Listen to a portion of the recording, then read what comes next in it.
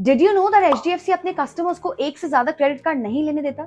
So it becomes really important that you choose the correct credit card. Recently HDFC ने अपने money bank credit card को upgrade करके money back plus credit card launch किया था। Money back के comparison में इसके rewards भी बेटर हैं और इसका एलिजिबिलिटी क्राइटेरिया भी कम है। So in this video we'll be talking about HDFC Money Back Plus credit card and we'll compare it with HDFC Millennia credit card. सबसे पहले देखते हैं इन दोनों की eligibility criteria and let's compare both of them. Here I want you to focus on the top 3 rows. If you're salaried then there is a huge difference in the eligibility criteria of both the cards. Money Back Plus के लिए आपको सिर्फ 20,000 per month की salary की जरूरत है, whereas Millennia card के लिए you need at least 35,000 per month. तो अगर आप सैलरीड हैं, अगर आपकी salary is between 20,000 to 35,000 per month, तब आपके लिए डिसीजन सिंपल है। मनी बैक प्लस से पहले जो कार्ड था मनी बैक, उसमें आपका एलिजिबिलिटी क्राइटेरिया जो सैलरी का criteria was 25,000 per month. So HDFC ने एक्चुअली एलिजिबिलिटी क्राइटेरिया को थोड़ा कम कर दिया है while improving the offers and rewards. अगर आप नॉन सैलरीड हो, अगर आप कोई बिजनेस ओनर हो या अगर आप फ्रीलांसर हो, तो आपका क्राइटेरिया शुड बी 6 लाख तक की इनकम टैक्स रिटर्न वो आपकी फाइल होनी चाहिए।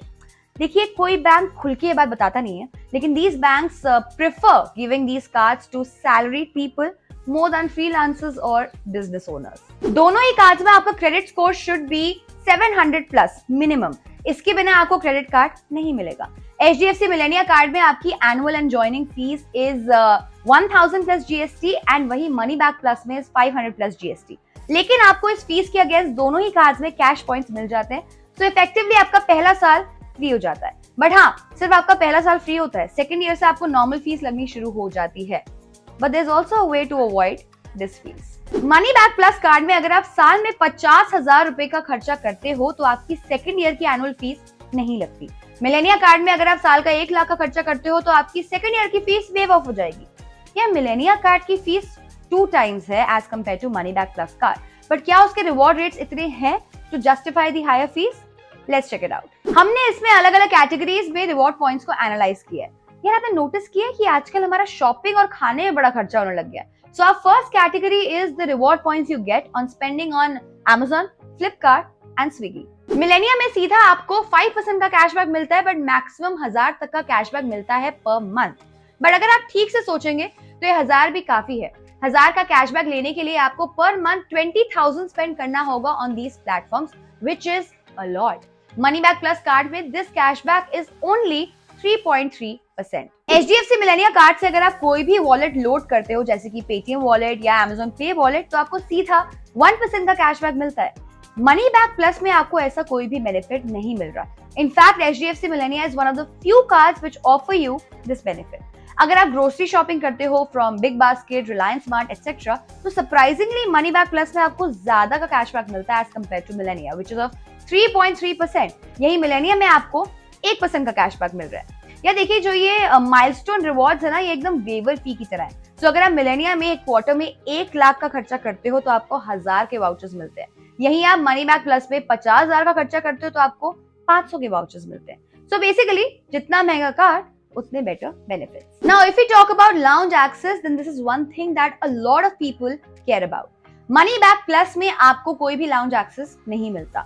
मिलेनिया कार्ड के 3 वेरिएंट्स हैं, वीजा, मास्टर कार्ड और डाइनर्स। वीजा और मास्टर कार्ड में आपको डोमेस्टिक लाउंज का एक्सेस मिलता है, वेराइज डाइनर्स में आपको इंटरनेशनल लाउंज का भी एक्सेस मिल जाता है। इसके अलावा आपको HDFC के स्मार्ट बाय के बारे में पता होगा। ये एक ऐसा पोर्टल है जहां पर आपको बेटर ऑफर्स एंड रिवॉर्ड्स मिलते हैं।